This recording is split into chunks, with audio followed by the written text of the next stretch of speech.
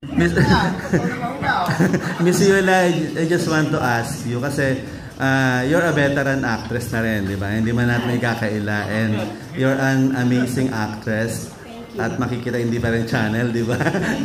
Kumbaga, ngayon po na sa dami-dami ng mga role na ginampanan ninyo, bida, kontrabida, kumbaga, paano kayo na-excite dito sa role ni Ruby, dito sa Totoy Bato, and why you accepted the role? Ito na na.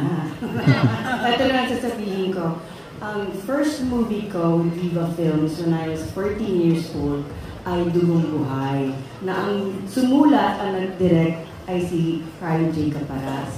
So para sa akin, ito ay classic na ang Totoy Bato, and honored and thankful ako na napasama ako sa teleserye nito. Thank you kay Boss Vic sa Viva Films and sa TV5.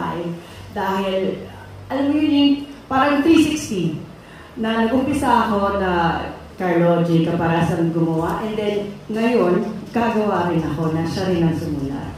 Well, originally, na siya yung sumulat. Yun, ang feeling ko, excited ako na ang haba ng panahon ay gumagawa ulit ako ng classic na ginawa ni Carlo J. Caparas. About your character, Ruby, paano kayo na-excite yan? Sabi mo nga, napapanood mo ako ng bida at kontrabida. Ganon din dito. Malamang halo. Kaya exciting. Okay. Thank you, Miss Yula. And congratulations everyone. Totoy Bato.